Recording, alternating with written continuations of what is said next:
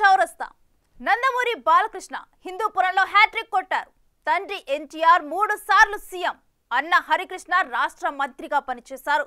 బావ చంద్రబాబు నాయుడు 4వ సీఎంగా ప్రమాణ స్వీకారం చేస్తున్నారు. బాలయ్య అనుకుంటే మొదటిసారి గెలిచినప్పుడే మంత్రి అయ్యేవారు. కానీ ఆ నటసింహానికి పదవులపై ఆశ లేదు.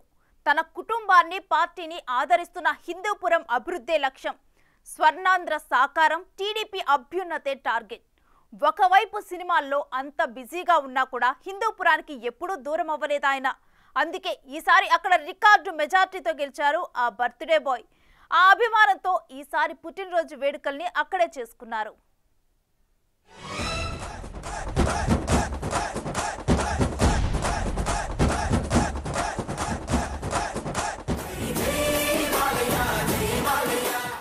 ఏపీ ఎన్నికల్లో టీడీపీ నుంచి చంద్రబాబు ప్రజాగలం, నారా భువనేశ్వరి నిజం గెలవాలి, లోకేష్ యువగలం, శంకారావం సభలతో ప్రచారాన్ని హోరెత్తించారు.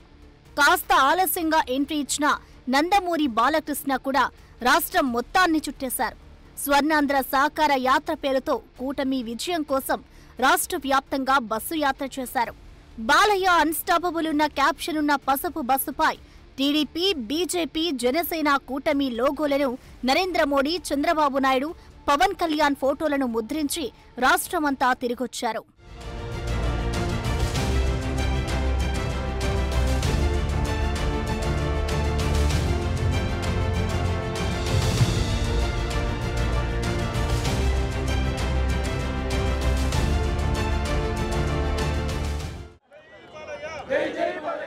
నందమూరి బాలకృష్ణ స్వర్ణాంధ్ర సాకార యాత్ర అనంతపురం జిల్లా కదిరిలో ప్రారంభమై దాదాపు అన్ని జిల్లాలను చుట్టేసింది. గుడివాడ నియోజకవర్గంలోని తన సొంతూరు నిమ్మకూరులో ఆయన ప్రచారం హైలైట్ గా నిలిచి అక్కడ మాజీ మంత్రి కొడాలి నాని సినిమా కాల్చేసింది. ఒకవైపు బాలయ్య రాష్ట్ర వ్యాప్త పర్యటనలో ఉంటే హిందూపురంలో గెలుపు బాధ్యతలను ఆయన సతీమణి వసుంధర భుజానకెత్తుకున్నారు. ఇంటింటికి సూపర్ 6 పథకాలు వివరిస్తూ బాలయ్య హిందూపురం దాహార్తి ఎలా తీర్చారో, సొంత నిధులతో తాము అందించిన సేవలు గుర్తు చేస్తూ ప్రచారం నిర్వహించారు. నందమూరి బాలకృష్ణను భారీ మెజారిటీతో గెలిపించాలని ఓటర్లను ఆమె అభ్యర్థించారు.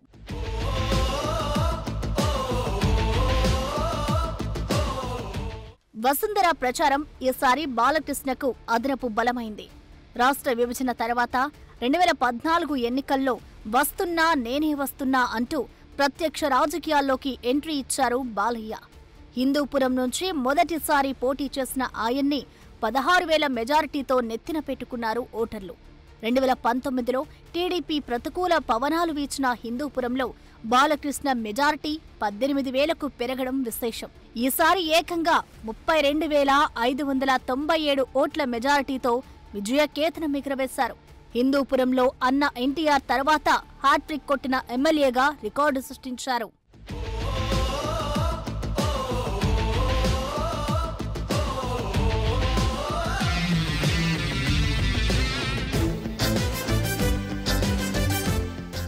వరుసగా పొలిటికల్ హిట్లు కొడుతున్న బాలయ్య సిల్వర్ స్క్రీన్ పై తండ్రి వారసత్వాన్ని అంతే విజయవంతంగా కొనసాగిస్తున్నారు. బాలకృష్ణ తొడగొడితే థియేటర్లు బద్దలవ్వాల్సిందే. ఆయన డైలాగ్స్, యాక్షన్ సీన్స్ కు పోటీ లేదు. జై బాలయ్య ప్రపంచవ్యాప్తంగా ఉన్న నందమూరి అభిమానుల స్లోగన్. మానరిజంలోనే కాదు, డైలాగ్ డెలివరీలోనూ బాలకృష్ణ స్టైలే వేరు.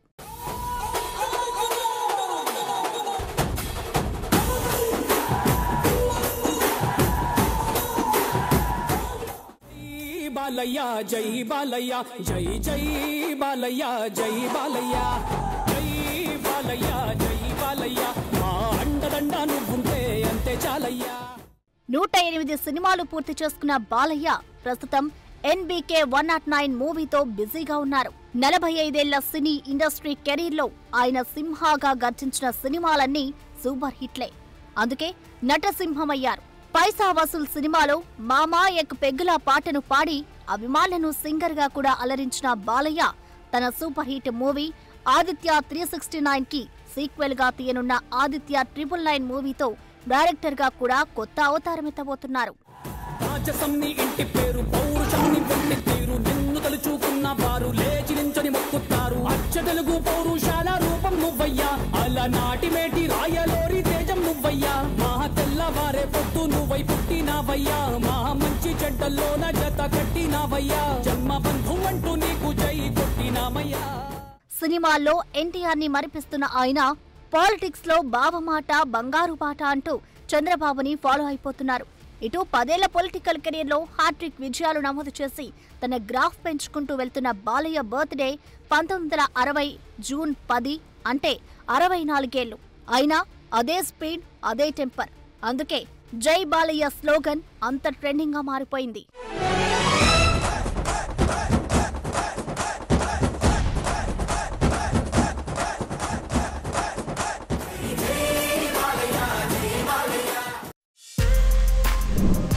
For more videos like this, subscribe Big TV channel.